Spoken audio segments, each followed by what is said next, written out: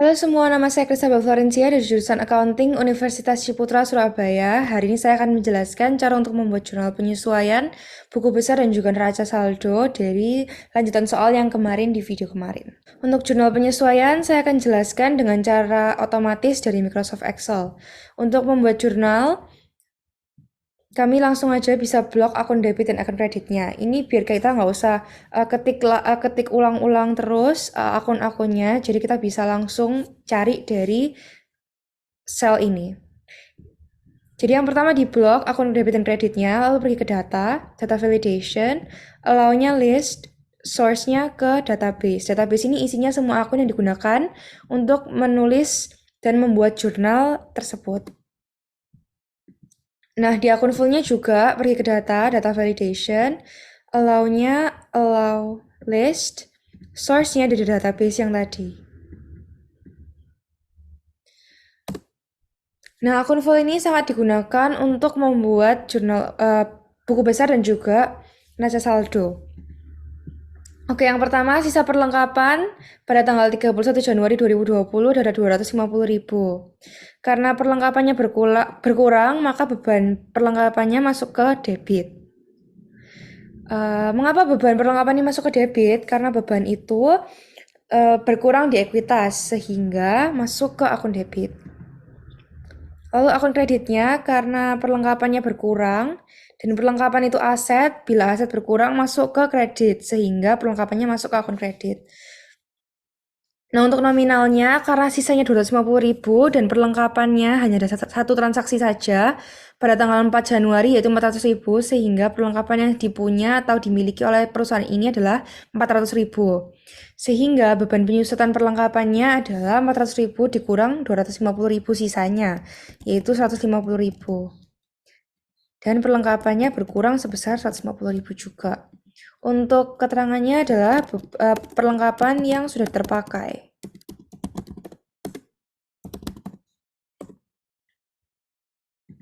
Nah, untuk akun fullnya diisi akun debit dan kredit dijadikan satu saja.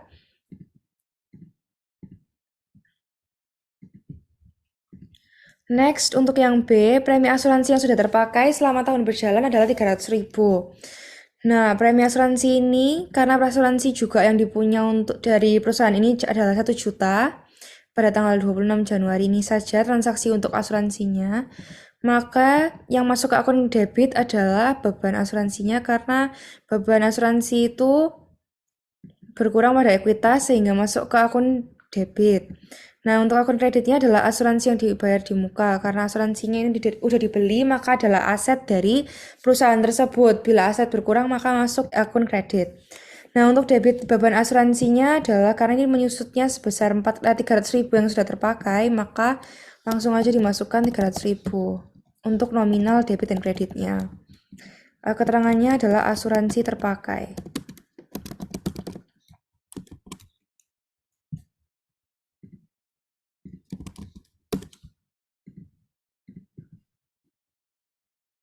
Seperti yang tadi, untuk akun fullnya diisi akun debit dan kredit pada nomor tersebut.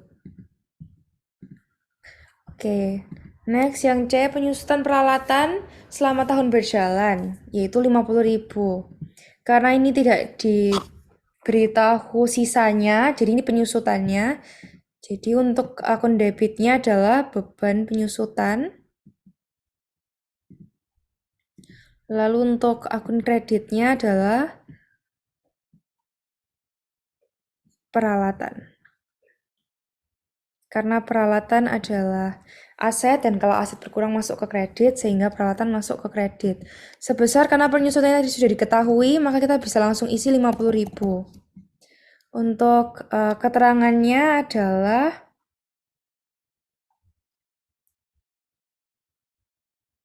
asuransi terpakai.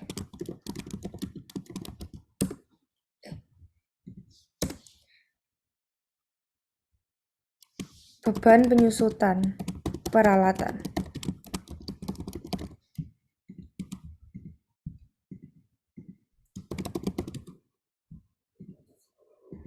Nah, untuk akun fullnya kita isi beban penyusutan.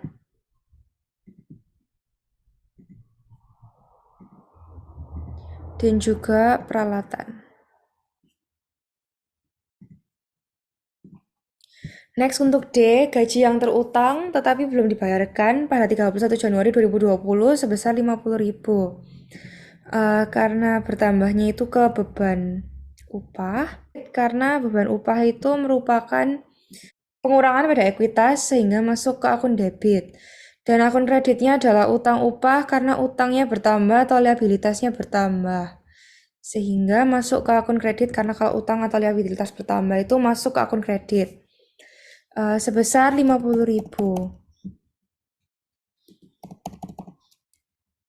Nah, untuk keterangannya adalah upah yang harus dibayar. Untuk akun fullnya beban upah dan juga utang upah. Oke, untuk yang E, pendapatan telah dihasilkan tetapi belum dicatat pada tanggal 31 Januari 2020 sebesar 10 juta. Karena ini pendapatan baru dan belum tercatat itu maksudnya piutang, jadi masuknya ke piutang. Nah, piutang itu adalah aset, bila piutangnya bertambah maka masuk ke akun debit, jadi piutangnya masuk akun debit. Lalu akun kreditnya adalah um, Lalu akun kreditnya adalah pendapatan jasa karena pendapatan jasa itu bertambah masuk ke ekuitas. Nah, ekuitasnya bertambah itu masuk ke akun kredit. Sehingga debitnya itu tadi bertambah sebesar 10 juta. Dan akun kreditnya 10 juta. Nah, untuk keterangannya adalah pendapatan yang masih akan diterima.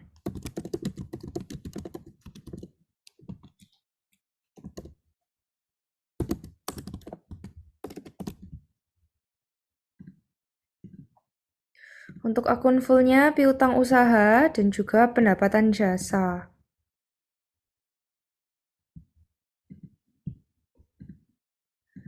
Oke, next. Yang F, pendapatan diterima di muka pada tanggal 31 Januari sebesar 500.000. Nah, yang tercatat pada akhirnya untuk pendapatan diterima di muka itu 500.000 sehingga sudah dikerjakan sebesar 500.000. Jadi pendapatan diterima di mukanya itu masuk ke akun debit karena berkurang dan pendapatan jasanya masuk ke akun kredit karena bertambah di ekuitas. Nah, ini saldo debitnya tadi untuk pendapatan diterima di muka itu ada satu transaksi sebesar 1.600.000. Yang ini pada tanggal 5 Januari pendapatan diterima di muka sebesar 1.600.000 sehingga karena yang dikerjakan adalah 500.000, jadi 1.600.000 dikurang 500.000 hasilnya adalah 1.100.000. Dan kreditnya juga. Nah, untuk keterangannya adalah pendapatan yang dihasilkan.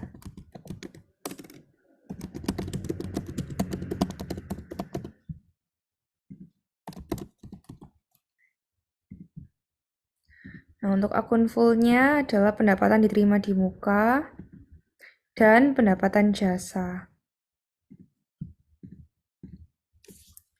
Nah, untuk totalnya kita bisa pakai rumus Excel, yaitu sama dengan sum. Sum itu adalah total semuanya. Langsung kita blok akun debitnya. Dan sama juga untuk akun kreditnya, kita pakai sama dengan sum. Kita blok semua di sini. Seimbang balance. Nah, untuk membuat buku besarnya, kita langsung aja blok semua ini. Lalu pergi ke insert, pivot table. Oke. Oke, jadi yang dimasukkan pada pivot table itu adalah tanggal, debit, kredit, akun full. Nah, untuk tanggalnya kita pindahkan ke rows dan akun fullnya dipindahkan ke filters. Jadi untuk buku besarnya sudah ketemu, langsung bisa diselect. Ini kalau kas segini. Untuk piutang usaha segini, kayak gitu. Jadi tinggal dipilih-pilih setiap akunnya udah bisa ditemuin, kayak gitu. Oke, cara untuk membuat neraca saldonya adalah Oke, yang pertama kita akan pergi ke Pivot Table Analyze, lalu untuk bikin raca saldonya, kita bisa pencet Pivot Table yang tadi untuk buku besar, lalu ke Fields, Items, and Sets, lalu ke Calculated Field, lalu name-nya saldo debit.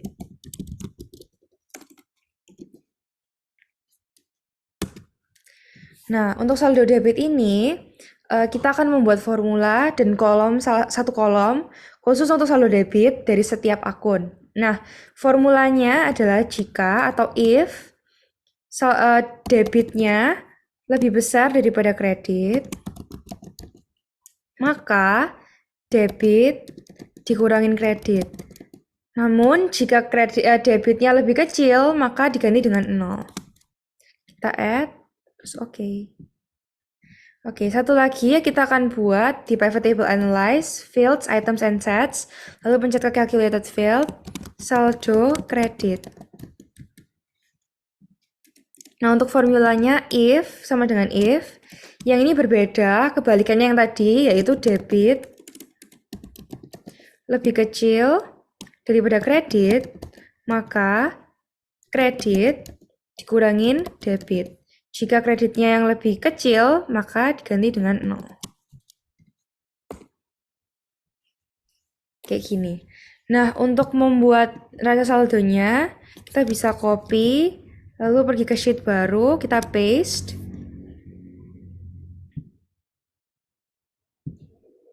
Kita rapiin. Lalu kita ganti untuk isinya. Nah, untuk isinya ini kita ganti tanggalnya nggak usah, debit kreditnya nggak usah. Jadi tinggal saldo debit kredit dan akun full. Nah, akun fullnya pindah ke rows. Kayak gini.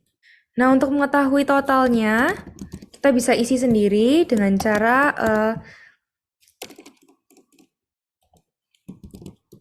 formulanya Microsoft Excel, sum dari semua saldo debitnya. Dan yang saldo kreditnya juga sama dengan sum semua saldo kredit. Balance. Jadi ini untuk mencari tahu neraca saldo dengan otomatis dari Microsoft Excel. Jadi untuk membuat laporan laba ruginya, yang pertama kita langsung aja pilih pendapatan dan juga beban-beban, karena laporan laba rugi itu isinya pendapatan jasa dikurang dengan beban-beban. Oke, kayak gini. Lalu kita langsung aja pencet Pivot Table Analyze, lalu Fields, Items, and Sets, Calculated Field. Kita buat untuk saldo 2020 karena soalnya 2020. Nah, untuk formulanya kita hitung saldo kreditnya. Jadi saldo kredit min saldo debit. Nanti kalau misalnya ada yang minus, misalnya yang beban-beban ini semuanya bakalan jadi minus, tapi nggak apa-apa. Karena nanti kalau misalnya ditambah, bakalan jadi laba netonya, kayak gitu.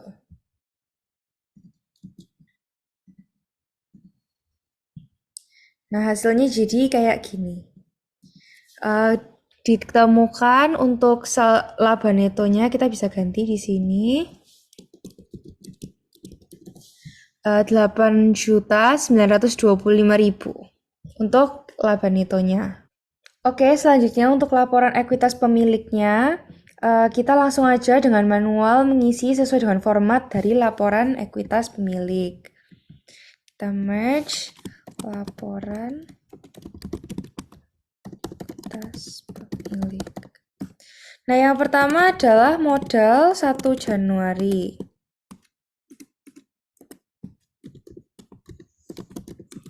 Nah, untuk modal 1 Januarinya, karena pada soal tidak ada disebutkan pada modal awal, maka kita bisa langsung isi 0. Oke, lanjut adalah investasi 1 Januari 2020. Ini kita bisa lihat langsung di buku besar yang tadi.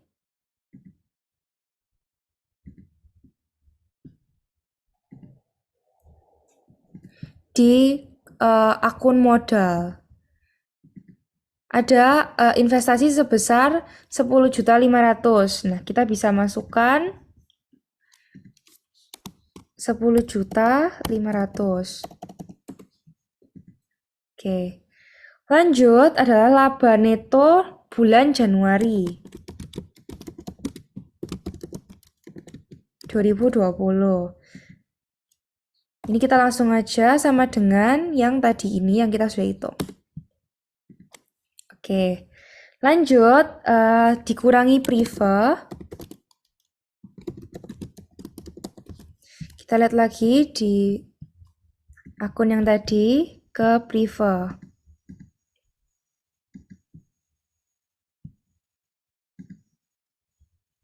Oke, ternyata ada sebesar 100.000. Langsung kita isi di sini. Oke, kenaikan kita langsung hitung kenaikan pada ekuitas pemilik.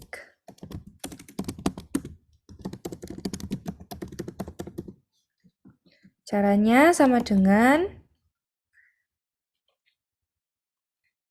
investasi ditambah laba netonya dikurang prive-nya. Ini adalah kenaikan pada ekuitas pemilik, sehingga modal pada 31 Januari adalah 19.325.000. Ini untuk laporan ekuitas pemiliknya. Oke, selanjutnya adalah cara untuk membuat laporan posisi keuangan. Yang pertama adalah membuat formatnya. Ada aset, terdiri dari aset lancar dan aset tetap. Perbedaannya, kalau aset lancar itu biasanya aset-aset yang akunnya itu perputarannya itu cepat. Misalnya kayak kas, piutang, yang cepat perputarannya di bawah 1 tahun. Sedangkan kalau aset tetap itu biasanya perputarannya lebih dari 1 tahun. Jadi misal kayak tanah, terus peralatan, dan lain-lain gitu. Dan lalu ada liabilitas dan juga ekuitas pemiliknya. Nah, yang pertama, karena untuk saldo-saldo dari aset, liabilitas, dan ekuitas ini kita ambil dari neraca saldo, maka kita langsung aja pakai data validation agar nggak usah ketik ulang nama akunnya dan gampang, dan hasil yang kita peroleh itu sesuai dan akurat. Jadi kita pakai data validation, allow ke list, source-nya itu dari akun-akun yang ada di neraca saldonya kita tadi. Nah, aset lancar ini isinya ada kas, piutang usaha, perlengkapan, dan asuransi dibayar di muka. Nah, untuk mengetahui dan mengambil saldo-saldonya, kita pakai cara dan formula otomatis yang cepat dan gampang, yaitu adalah formula VLOOKUP dari Microsoft Excel. VLOOKUP. Nah, VLOOKUP ini tuh yang pertama setelah VLOOKUP, yang pertama itu kita cari dari akun apa. Jadi kita isi langsung aja di sebelahnya itu kas. Koma, dari sumber yang mana, dari tabel apa. Kita langsung aja blok dan copy dan select yang neraca saldonya kita tadi ini. Lalu koma lagi, dari kolom keberapa yang mau diambil datanya. Karena semua dari aset ini tuh kolom kedua, maka kita langsung aja tulis yang kedua. Enter. Apakah sesuai? Kita lihat dari neraca saldo. Untuk kas ini 8.375.000. Nah, kalau yang di laporan sama 8.375.000, maka benar. Nah, agar kita nggak usah copy paste lagi formulanya, kita bisa kasih string agar sumber dari atau sumber tabel ini tuh sesuai. Jadi pakai tabel yang ini terus. Jadi kita log biar datanya itu yang ini terus, kayak gitu. Lalu kita bisa tarik. Nah, apakah sesuai? Kita bisa cek lagi di neraca saldonya. Piutang usaha 10.250.000. 10.250.000. Perlengkapan 250.000. Kita cek sama. Oke, benar. Nah, untuk aset tetapnya saya sudah menggunakan data validation, bisa diulang cara yang tadi. Aset tetap adalah peralatan kantor. Kita pakai VLOOKUP lagi. VLOOKUP dari akun apa? Dari akun peralatan kantor, koma sumbernya. Nah, sumbernya ini adalah yang raca saldonya kita tadi yang ini. Koma, dari kolom keberapa? Karena peralatan kantor ini juga ada di saldo debit, maka kita tetap isi 2. Kita cek apakah sesuai. Peralatan kantor 1.450.000. 1.450.000. Sesuai. Nah, total aset tetapnya berarti sama ini. Nah, kita juga hitung untuk total aset lancarnya sama dengan sum dari semua ini. Semua aset lancar. Ketemu 19.575.000. Lalu kita langsung isi yang liabilitas jangka pendek. Karena semua yang liabilitas yang ada di soal saya adalah semuanya jangka pendek, maka kita isi semua jangka pendek. Ada utang usaha, utang upah, dan juga pendapatan diterima di muka. Kita pakai VLOOKUP lagi. Dari akun apa, kita pencet aja langsung sel sebelahnya, koma, sumbernya adalah tabel dari neraca saldo yang tadi, koma, kolom keberapa? Karena semua utang itu ada di kredit, maka kita tulis kolom ketiga. Tutup kurung, enter. Oke, 1.150.000. Apakah sesuai? 1.150.000 sesuai. Oke, kita langsung aja. Kita kasih string untuk tabelnya agar ke log.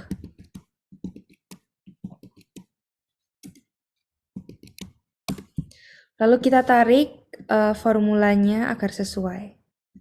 Nah, untuk total liabilitasnya kita langsung pakai sama dengan sum dari 3 ini.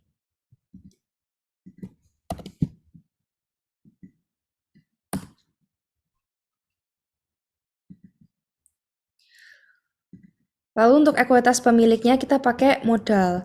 Nah, modal tadi kita sudah hitung pada laporan ekuitas pemilik. Jadi kita langsung aja sama dengan yang tadi yang ini. Oke.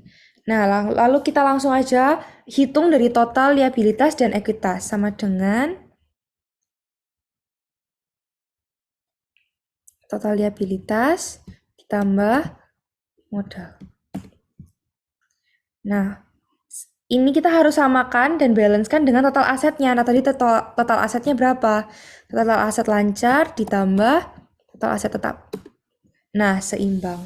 Itu saja dari saya hari ini untuk penjelasan dari membuat neraca saldo, buku besar, jurnal penyesuaian, laporan posisi keuangan, lalu laporan ekuitas pemilik, dan laporan laba rugi. Terima kasih.